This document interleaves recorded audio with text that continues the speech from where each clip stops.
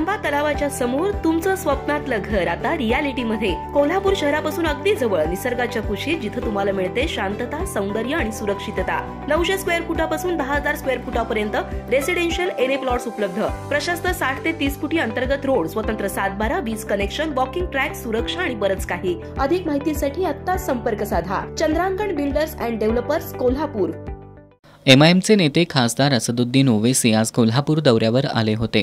या दौऱ्यादरम्यान त्यांच्या हस्ते बागल चौक परिसरातील पक्ष कार्यालयाचं उद्घाटन करण्यात येणार होतं।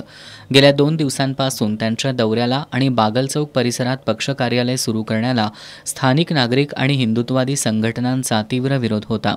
रविवारी हिंदुत्ववादी संघटनांनी खासदार ओवैसींचा कोल्हापूर दौरा रद्द करण्यात यावा, कोल्हापुरात एमआयएम पक्षाचं कार्यालय सुरू करण्यात येऊ नये अशा मागण्या करत ओवैसींनी सामाजिक तेढ निर्माण करणारी वक्तव्य केली तर समाजात अशांतता निर्माण होईल अशी भीती व्यक्त करत हिंदुत्ववादी संघटनांनी त्यांच्या दौऱ्याला विरोध केला होता।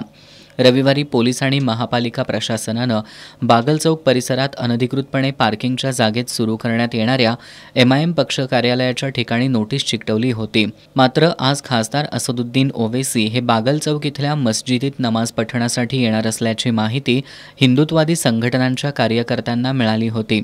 त्यानंतर सकाळी 10 वाजल्यापासून हिंदुत्ववादी संघटनांच्या कार्यकर्त्यांनी बागल चौक परिसरात मोठी गर्दी केली होती। या परिसरात कोणताही अनुचित प्रकार घडू नये म्हणून पोलीस प्रशासनाकडून कडेकोट बंदोबस्त तैनात करण्यात आला होता।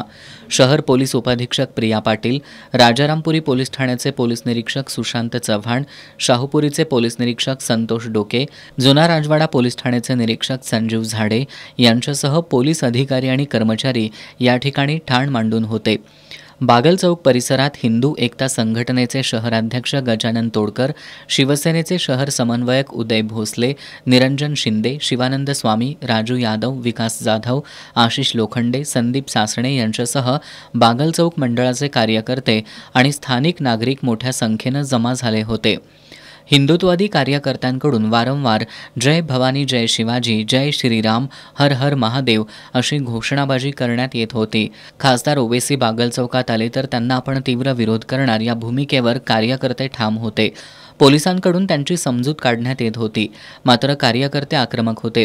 दुपारी शिवसेना ठाकरे गटाचे जिल्हाप्रमुख रवी किरण इंगवले बागल चौकात आले। यावेळी हिंदुत्ववादी कार्यकर्त्यांनी पुन्हा घोषणाबाजी सुरू केल्यानं तणाव निर्माण झाला होता।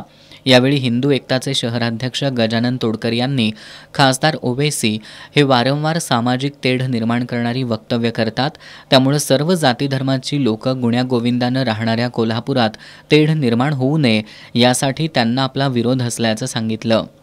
कोल्हापुरामध्ये एक तणावाचं वातावरण निर्माण झालेलं आहे। त्याचं मूळ कारण म्हणजे एमआयएम पक्षाचे ओवैसी या ठिकाणी कोल्हापुरामध्ये कार्यालय चालू करणार होते। त्या कार्यालयाचं उद्घाटनासाठी बागल चौकामध्ये येणार होते। सदर कार्यालयाला आणि या छत्रपती शिवाजी महाराजांच्या पदस्पर्शानं पावन झालेल्या भूमीमध्ये, शाहू महाराजांच्या विचाराच्या भूमीमध्ये या ओवैसीला कुठल्याही प्रकारचे या ठिकाणी पक्षाला स्थान असणार नाही ही आमची भूमिका आहे। त्याचप्रमाणे ते सदर कार्यालय पोलीस खात्यानं सील केलेलं आहे, ते बेकायदेशीर आहे म्हणून। पण तरीसुद्धा या ठिकाणी बागल चौकामध्ये जी बाजूला असणारं कब्रस्तान या ठिकाणी मशिदीमध्ये ते नमाज पठणासाठी येणार आहेत अशा पद्धतीची आम्हाला बातमी मिळाली, म्हणून या ठिकाणी आम्ही आलेलो आहे। आणि अशा पद्धतीचे जर या ठिकाणी स्थानिक मुस्लिमांना सुद्धा आम्ही आव्हान केलेलं आहे, जर या विचारसरणीला ज्या पद्धतीने 2047ला देशामध्ये बुरख्यावाली पंतप्रधान करतो, 1 तास पोलीस हटवा, आम्ही म्हणतो 15 मिनिटं पोलीस हटव आणि आम्ही काय ते लावतो, आयुष्यभर हिंदू लावत नाही नावाला। म्हणून आपण त्यांना सक्त सांगितलेलं आहे। इथल्या मुस्लिम समाजाला सुद्धा विनंती केलेली आहे की आपण ज्या पद्धतीने मुस्लिम बोर्डिंगने निर्णय घेतलेला आहे त्याच पद्धतीने आपणही निर्णय घ्यावा आणि त्यांना या ठिकाणी प्रवेश देऊ नये। दुपारी खासदार असदुद्दीन ओवैसी यांचं कोल्हापुरात आगमन झाल्याचं समजल्यानंतर हिंदुत्ववादी कार्यकर्ते आणखी आक्रमक झाले। कार्यकर्त्यांकडून वारंवार घोषणाबाजी सुरूच होती।